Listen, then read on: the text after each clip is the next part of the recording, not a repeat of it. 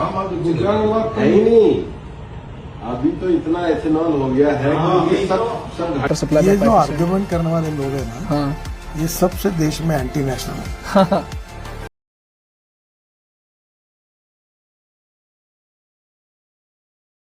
अब पेट्रोल के अल्टरनेटिव के रूप में इथेनॉल को 100% यूज करने के बारे में हमने निर्णय किया है। हाय दोस्तों, मैं फिर आया हूँ आपके बीच। इससे पहले भी मैंने इस टॉपिक पे बात किया था, पर शायद लोगों को उतना इंटरेस्ट नहीं है, लोग अपने मस्ती में मस्त हैं। तो आपने ये वीडियोस देखा, ये है फादर ऑफ द ईयर, एक बेहतरीन पिता जो अपने बेटे के लिए कुछ भी कर सकते हैं। मैं बताऊँ आपको क्यों। एक वीडियो मैंने आपको इसमें से शेयर किया है, उसमें ये बोला जा रहा है कि इथेनॉल इतना बन गया है कि लोगों को, मतलब कंपनीज़ को लॉस हो रहा है, ठीक है। और मैंने ये भी शेयर किया है कि कैसे इथेनॉल कंपनी को जो नितिन गडकरी के बेटे के हैं, कैसे उनका प्रॉफिट स्काई रॉकेट हो चुका है। अब E100 को और E85 और E100 को 13 जून 2026 को पेट्रोलियम मिनिस्टर ने हरी झंडी दिखा दी। और एक क्लॉज मैंने आपको और डाला था जिसमें ये लिखा था कि कोई एक बंदा जो मिनिस्टर है उसका ऐसा कोई कंपनी नहीं होना चाहिए जो कि उसके काम को क्लैश करे। इसीलिए उनके बेटे इथेनॉल बना रहे हैं, इसीलिए रोड मिनिस्टर इथेनॉल को इतना सपोर्ट करे, क्योंकि पेट्रोलियम मिनिस्टर तो है नहीं वो, फिर भी इथेनॉल को इतना सपोर्ट क्यों कर रहे हैं। यही एक कारण है। आपको मैंने प्रॉफिट्स भी दिखाए उनके।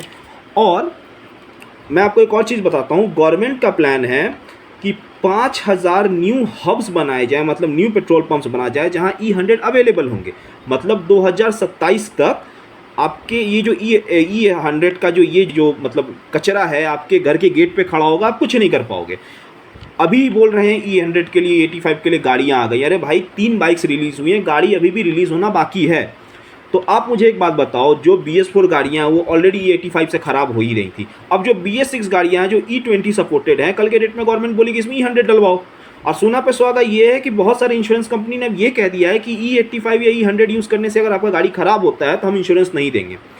तो अब हम ये मान लें कि एक सरकार जब बहुत दिन शासन में रहती है तो उनको ये लगने लगता है कि हम जो करें सब सही है। आप लोगों को अगर ये दिखाई नहीं दे रहा तो मैं ये मानूंगा कि देश गड्ढे में जा रहा है और लोग सोए हुए हैं। क्योंकि अगर ऐसे चलता रहा तो मैं सही में कहता हूँ कि अब ज़रूरत है कि शायद बीजेपी गवर्नमेंट को या तो अपने आप को करेक्टिफाई करे कि वो कहाँ गलत कर रही है, या फिर पब्लिक को सोचना चाहिए कि सही में ये गवर्नमेंट हमारे देश के लिए ठीक है या नहीं।